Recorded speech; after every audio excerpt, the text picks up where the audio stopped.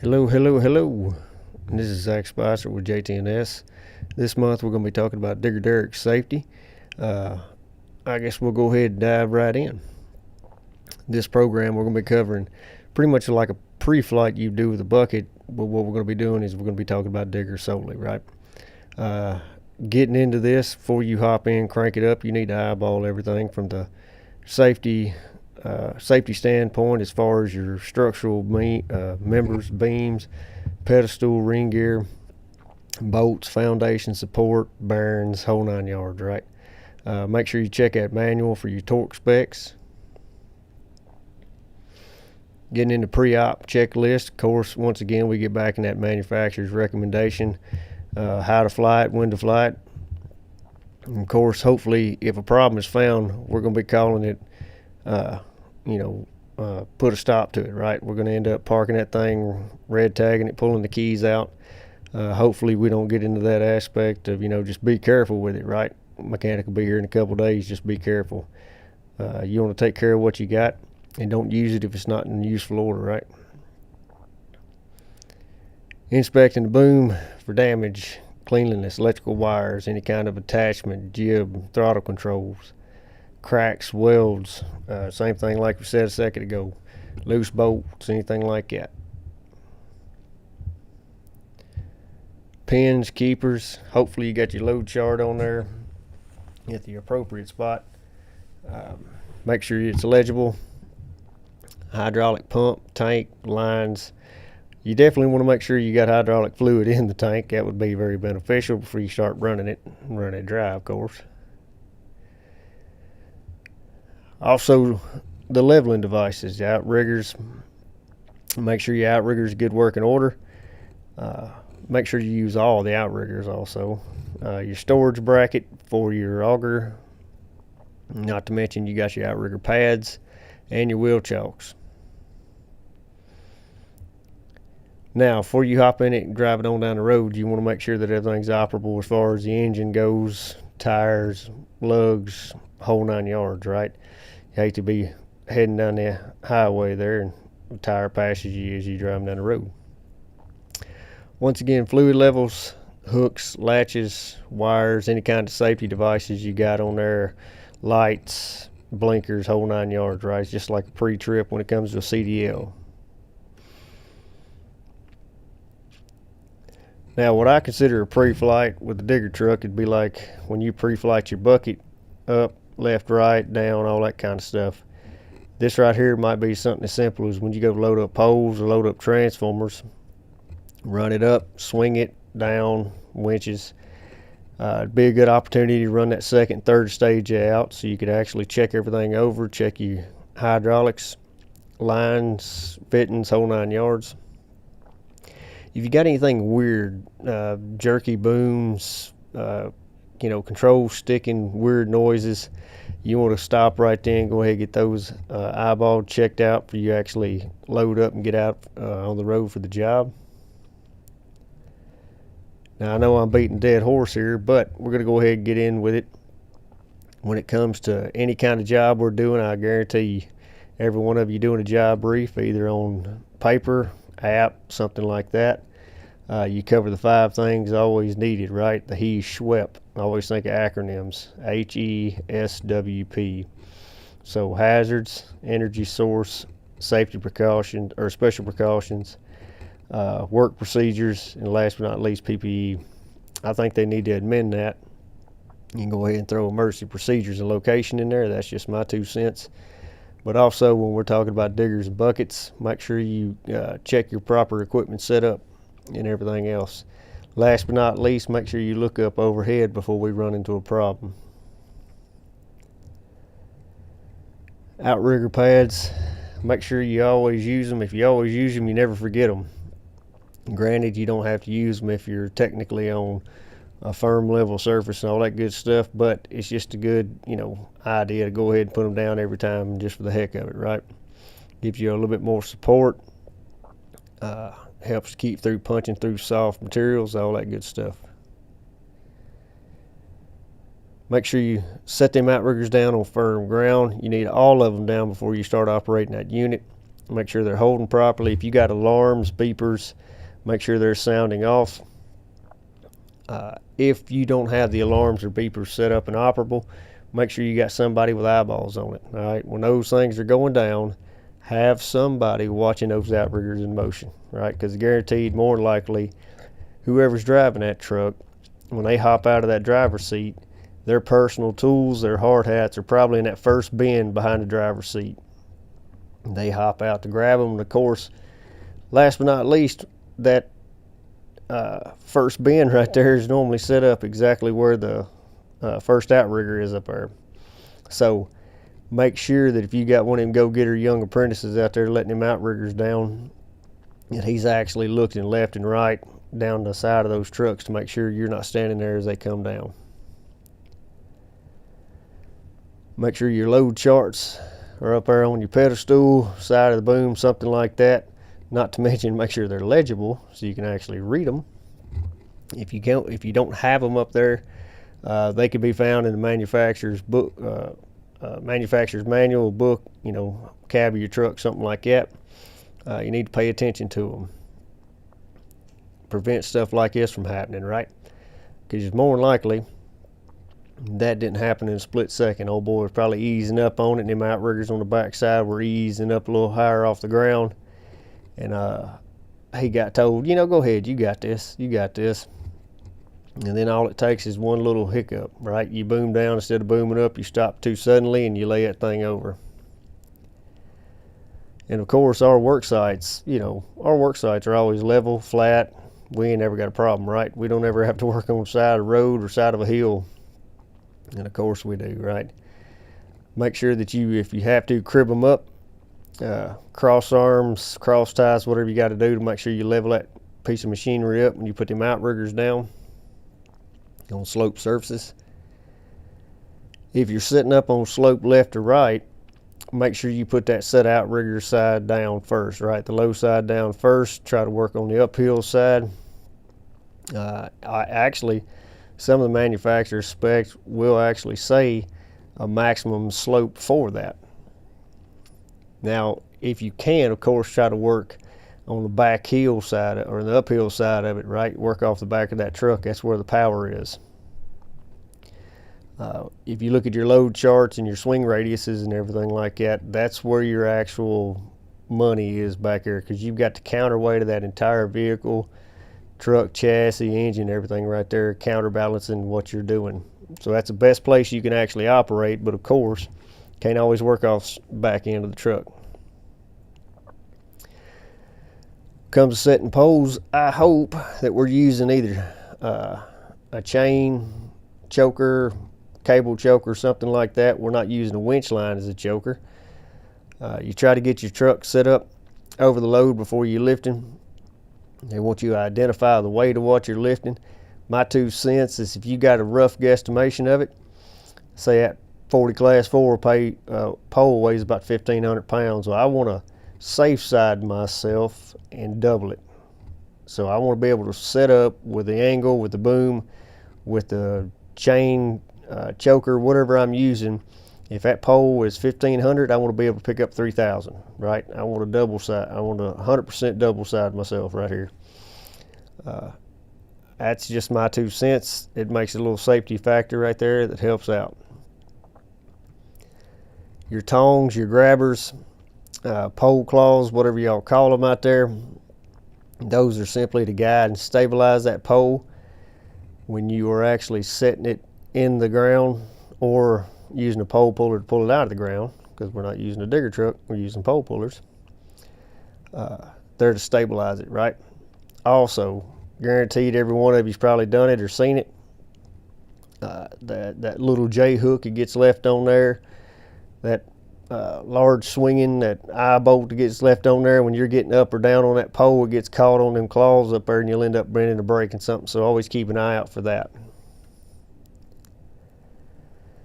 Now, when it comes to setting up your digger or your bucket around any kind of energized lines, you got 2 options, what OSHA says, right? You got to barricade it or ground it.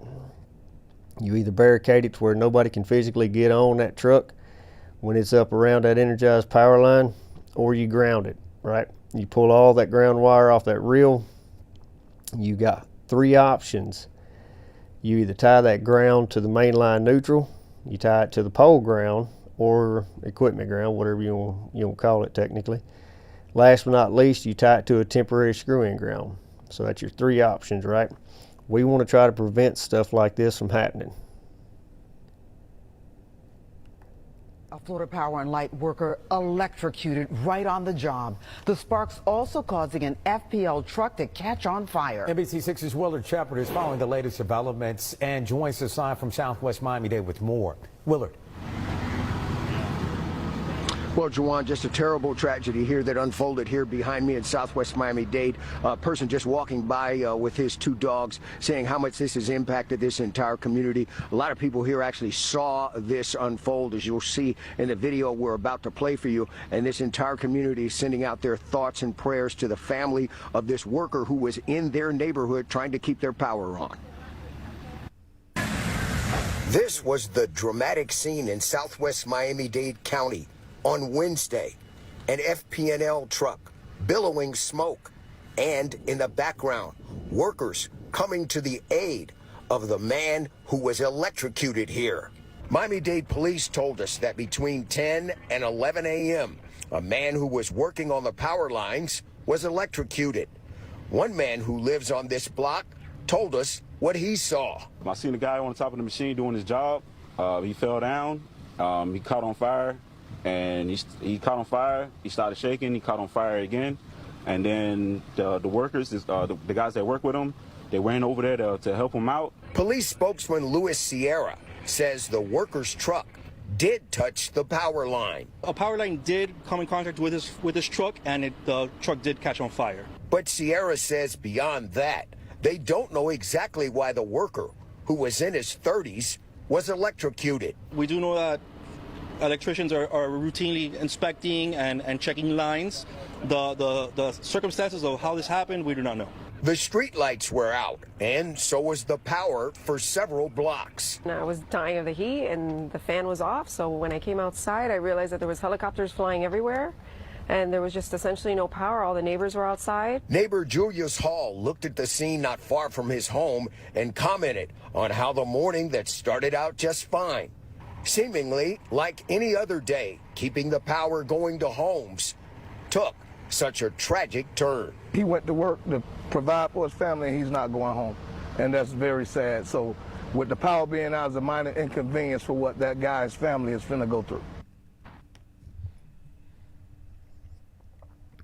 I think that last fella said it all on that one. It's a minor inconvenience, no air conditioning, hot, and all that good stuff, but that fella ain't going to get home that afternoon. Like I said, you boom up around energized power lines, you need to barricade the ground, fellas. That's all it is to it. Also, when you're sitting up out there on the side of the road, y'all know as well as I do, traffic's always dangerous. Nobody pays a bit of attention to us. I don't care how many lights and flashers and everything else you got out there. Make sure you use those lights, flashers, cones, warning signs, flaggers. Even if you can, holler at the city or the county or the state highway patrol, something like that. Get some blue lights out there that tend to help slow them down a little bit. Just make sure you follow a company policy, state, federal policy as far as setting up on the roadside. Winch lines and hooks, of course, all of y'all understand that when whatever company comes to your office to do your dielectric testing, right? When they test your hot sticks and pogo sticks, stendo sticks, you don't go over there to the digger truck and unwind that winch line and take it over and have them test it, right? Because that piece of equipment is not designed to be dielectric, right? It will carry electricity. Hence, you can't hook that hook on a power line and pick it up, right? You're definitely not supposed to throw it on that gut and pick it up. You're supposed to use a dielectric link in there. Also, if you've got a hook on that end of that winch line, it's supposed to have a keeper. Just FYI, safety keeper. Now, I know all of y'all out there are not pulling poles with digger trucks. Those manufacturers will say, don't use my digger to pull a pole. You're supposed to use a hydraulic pole puller, right? You only set that digger up, you put the winch line choker on there, claws around it to steady it as it's coming up out of the ground with that pole puller. That's what technically we're supposed to be doing, and I guarantee all of y'all are following those rules. Hydraulic tamps, they can also be dangerous, just throwing it out there.